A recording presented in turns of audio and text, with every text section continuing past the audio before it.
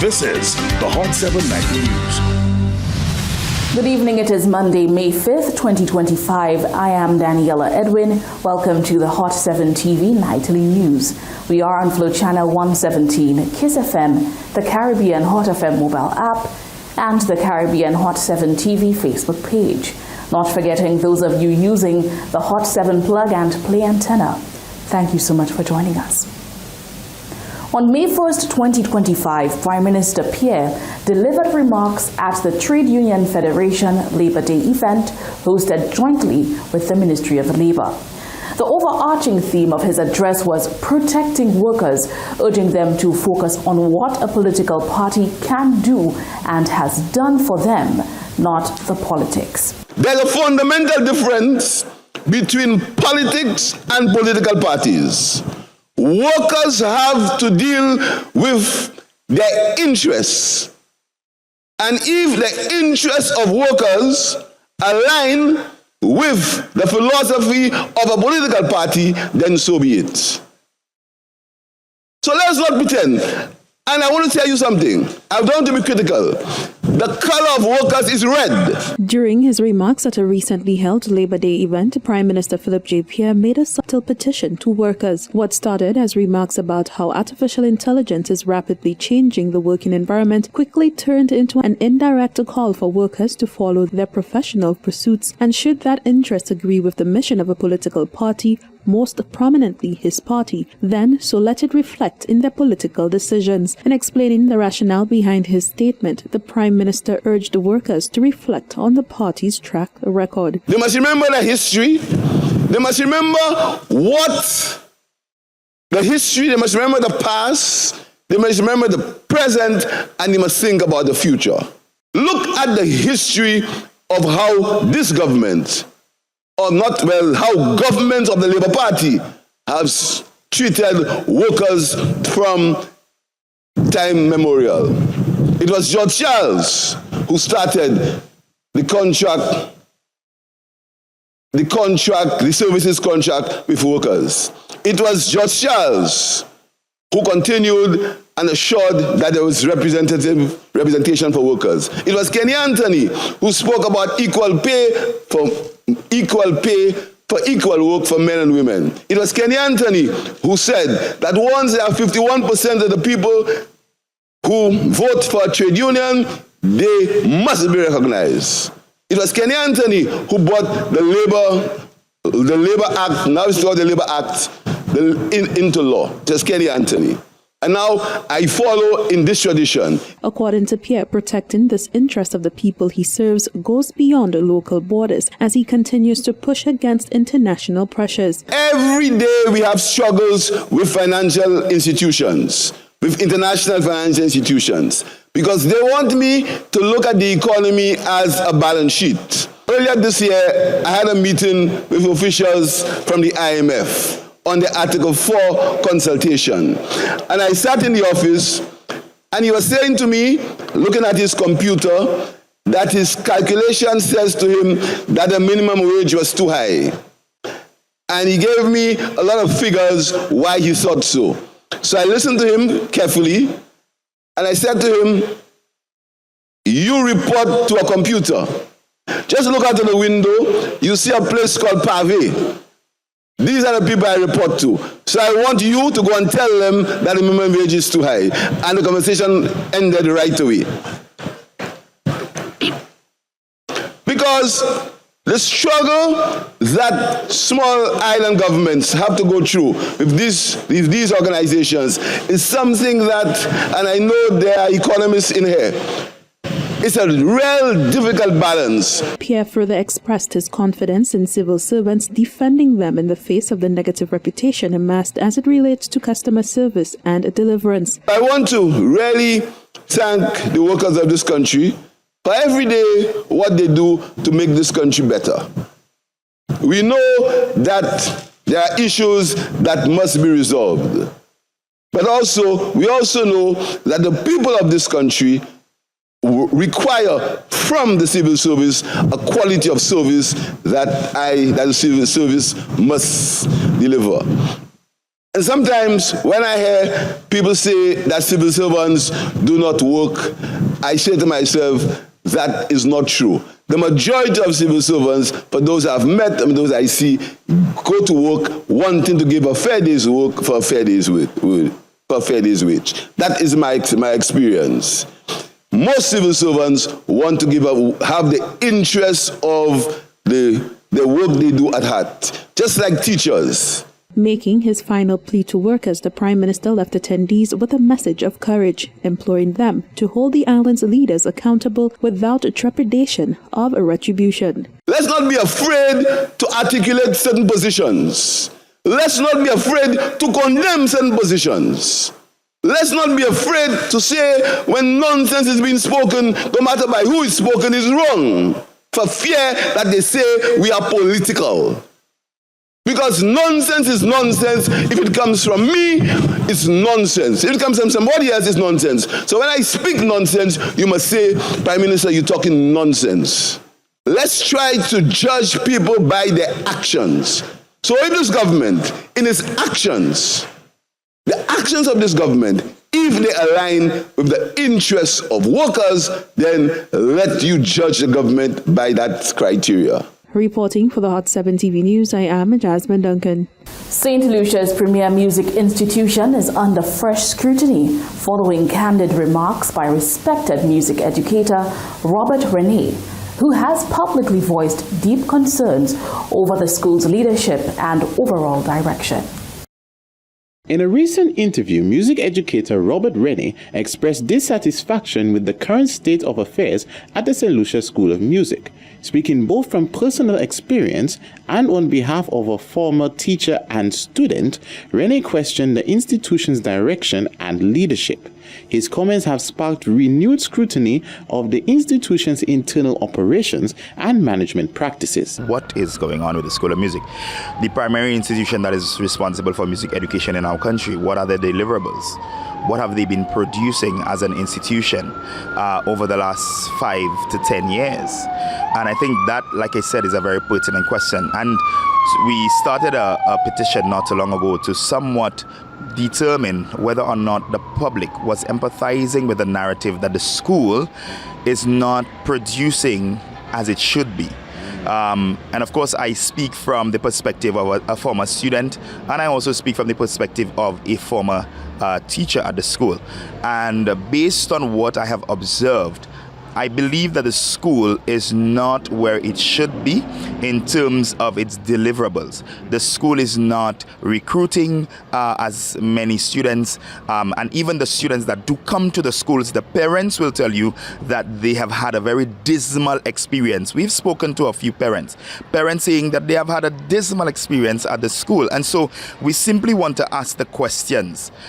If we have so many testimonies of an institution that is not functioning at its optimal, from whether it be music educators, whether it be parents, whether it be music professionals who are well-wishers and who probably were attendees at the school, if we have so many testimonies of such experiences with the organization, why hasn't anybody been held accountable? Rene explained the critical importance of music education, emphasizing its role not only in nurturing the talents of young people, but also as a powerful tool for steering at-risk youth away from crime and offering them a constructive path forward. We have known for years that music has the ability to transform lives. We know that music can provide avenues for people to gain full employment.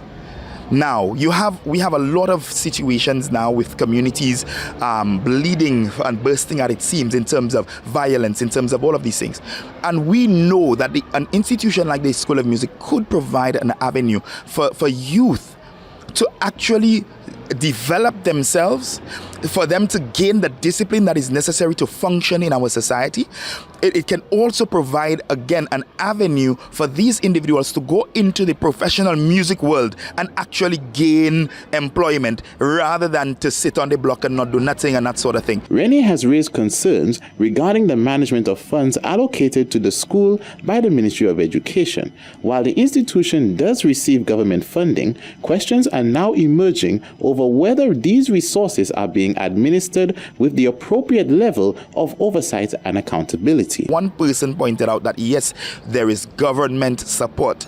I don't think anybody can see that the government of Saint Lucia has not been supporting the school, because from our understanding, it is a government subsidized institution. So there is funding that is going into the institution. The question has to be brought: is it being managed properly? Are the funds being managed properly? But how would we know that? Because we are not seeing the deliverables. So again, the audits need to be conducted. Operational audit, because you have staff coming in and leaving with great rapidity. Why?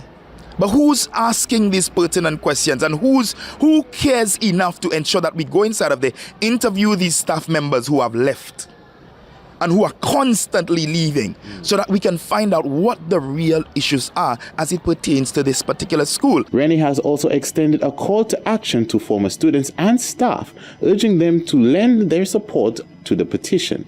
The collective efforts, he asserted, is essential in fostering meaningful change within the school and securing a more promising future for its community. The stewardship is an even bigger issue. Is an even bigger issue, and we are saying we do not believe that the individuals who have been running the school are good stewards of the resources that they have been given. We do not believe, whether it be the staff that they have brought in, whether it be the funding that they have received, whether it be the instruments that people have donated. We have not seen great stewardship from those individuals who are running the School of Music, and we are saying the time has come, I believe, in all earnestness, that the time has come for the School of Music to receive new management, so that the school can chart a more positive way forward. The petition is simply talking about the fact that we have seen the degradation of the school, and the idea is for people to come on board to see, one, if you empathize with the fact that the school has not been producing, sign on to the petition so that we can demand that those who have the power to make the change, those who have the power to make a difference, do so, and do so with some level of haste. Because if not, we are going to continue losing our young people to the streets. We are going to, why is it? And just think about it. There are quite a few music programs that are happening around the island. There's one in Soufre. There's one happening even with myself with the choir. There's one happening in this school here. There's one happening in Marsha. Why are none of these people associated with the primary institution responsible for music? That is a question that those who are at the helm of the school need to answer. Rennie clarified that the initiative he is championing does not stem from personal concerns alone, but reflects on a broader sentiment widely shared across the music education sector. He expressed hope that meaningful change is on the horizon, change that will restore the School of Music to the standard and standing it rightfully deserves. The news team reached out to the School of Music director for comment, but was told the director was unavailable to speak due to jazz preparations. For Hot 7 TV News, Josiah Bassett reporting. Tourism Minister Dr. Ernest Hilaire has dismissed opposition leader Alan Chasney's claim of founding the Saint Lucia Jazz and Arts Festival, calling it an unthinkable attempt to rewrite history. Dr. Hilaire accused Chasney of once seeking to undermine the very festival he now claims credit for. Minister for Tourism Dr. Ernest Hilaire has responded to recent assertions made by opposition leader Alan Chasney regarding to the origins of the Saint Lucia Jazz and Arts Festival. Chasney claimed in a social media post that he was instrumental in the introducing of the festival to the island in 1992 when he was Director of Tourism. However, Dr. Hilaire dismissed the statement, suggesting it does not warrant serious consideration. Ordinarily, I would just ignore the leader of the opposition. Seriously. You cannot be... There's something in Saint Lucia we call Saint. You can't be so shameless that you claim you started the jazz festival, you're the visionary behind it, you're the inspiration behind it, which I doubt his historical account is correct in the first place. And then decide when you were prime minister, you stopped it. and you openly say that jazz festival is dead, it's no more.